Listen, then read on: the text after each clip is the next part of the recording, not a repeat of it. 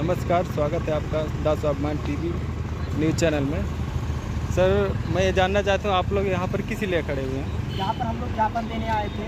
ज्ञापन देने का उद्देश्य ये है कि हम लोग का राज्य अधिवेशन लगा हुआ था, वामसेव का राज्य अधिवेशन लगा हुआ था कानपुर में, जी। विजय गेस्ट हाउस में, गोविंद नगर में पड़ता है। वहाँ पर क्या हुआ कि जो हमारा राज्य अधिवेशन लगा हुआ था, उस राज्य अधिवेशन को वहाँ के नज़दीकी प्रशासन द्वारा, जिसमें कहा जाए तो मिली भगत रही बीजेपी व आरएसएस के द्वारा, ठीक। और हमारे जो ये कार्यक्रम था, उस कार्यक्रम को स्थगित कराने का कार्य किया गया।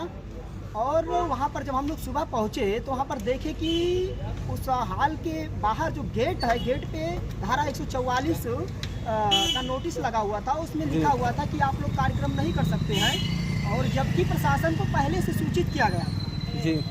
तो क्या है कि हमारा मानना ये है कि क्या बंद कमरे में, बंद हाल में, क्या आर्टिकल 19 में, जो संविधान का आर्टिकल 19 है, उसमें जो व्यक्ति की स्वतंत्रता, बोलने की आज़ादी है, क्या इस देश में आज़ादी नहीं रह गई? इस देश में अगर हम रहते हैं, मोदी जी अब की बार भारत में आज़ादी का अमृत महोत्सव मना रहे थे, 75वीं अमृत महोत्सव मना रहे थे। अब वर्तमान में हम लोग 76 साल होने, मतलब 75 बीत गया, 76 साल में प्रवेश कर रहे हैं हम लोग। क्या हम लोग आज आज़ाद नहीं है? आर्टिकल 14 में समानता का अधिकार है, क्या हम लोग को समानता का अधिकार नहीं? जबकि वहाँ पर और निरंकार करके वहाँ पर एक कार्यक्रम चल रहा था। उस कार्यक्रम में लगभग 10 से 20 हज़ार लोग थे। वहाँ पर धारा 144 नहीं था क्या? कहने का मतलब है कि जो प्रशासन है, प्रशासन के द्वारा हम लोग का कार्यक्रम असफल कराया गया। और जो बीजेपी सरकार है, ये सरकार जो दलित, शोषित, पीड़ित जिसे लोग कहते हैं, मैं उन्हें दलित नहीं मानता, मैं उन्हें SC ST OBC यानी उन्हें मूल निवासी बहुजन मानता हूँ। क्या इनका कोई भी कार्यक्रम नहीं हो सकता है?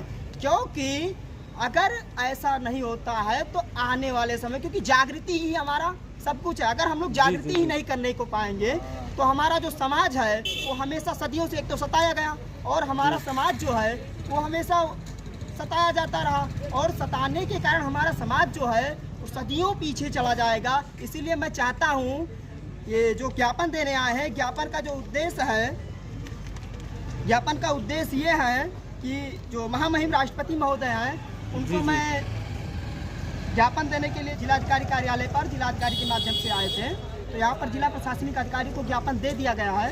मैं चाहता हूँ कि इस ज्ञापन को पहुँचते हुए आप इस मामले को संज्ञान में लें, और जो ये बहुजन समाज में आए दिन कोई ना कोई दुर्घटना होती रहती है। पता लगता है कि जब हम लोग का कोई कार्यक्रम होता है, कार्यक्रम को स्थगित कर दिया जाता है।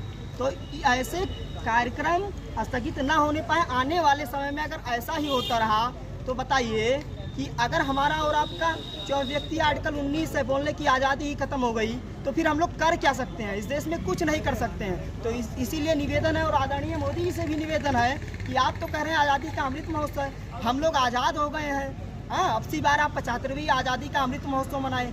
अगर हम लोग आज़ाद हो गए हैं तो वहाँ पर निरंकार का जो कार्यक्रम चल रहा था, उसमें कई हजार लोग थे, वहाँ पर भी तो धारा 144 लगना चाहिए। जी, लगना चाहिए। और अभी कल मीडिया दिखा रहा है कि कानपुर में कोरोना बढ़ रहा है, जिसके लिए धारा 144 लगाया गया। कहने का मतलब ये है कि ये इस समय घबरा गए, जो ये अस्पृश्यता को मानने वाले, ऊंच नीच को मानने वाले हैं, ये लोग घबरा गए हैं कि जागृति जो है दिन प्रतिदिन बढ़ती जा रही है, ऐसा ना हो, उसमें कोई व्यवधान ना उत्पन्न हो जाए, ऐसा इसीलिए किया गया। मेरा निवेदन है कि अगर ऐसा ही होता रहा तो, क्योंकि कल उत्तर प्रदेश बंद का कार्यक्रम हुआ, 1 सितंबर 2022 को आदरणीय वाम विश्राम साहब जी के द्वारा आह्वान किया गया है। अगर इस पे संज्ञान में नहीं लिया जाता, वहाँ की जो नज़दीकी थाना निरीक्षक है और उसमें 4-5 प्रशासनिक अधिकारी हैं, अगर वो निलंबित नहीं होते हैं तो 1 सितंबर 2022 को पूरा भारत बंद किया जाएगा।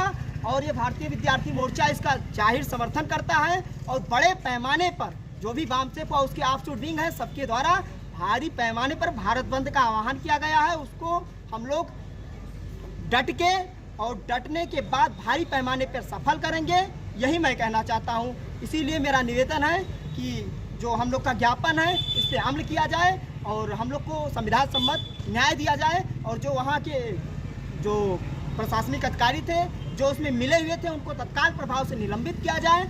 और जो हमारे वहाँ पर वामसेव हुआ, उसके ऑफशूट विंग यानी भारतीय विद्यार्थी मोर्चा के पदाधिकारियों को गिरफ्तार किए थे, जो भी उसमें प्रशासनिक अधिकारी थे व वहाँ के नज़दीकी थाना के लोग थे, उनको निलंबित किया जाए। अगर ऐसा नहीं होता तो 1 सितंबर 2022 को पूरा भारत बंद किया जाएगा। यही मेरा अंतिम वाणी है।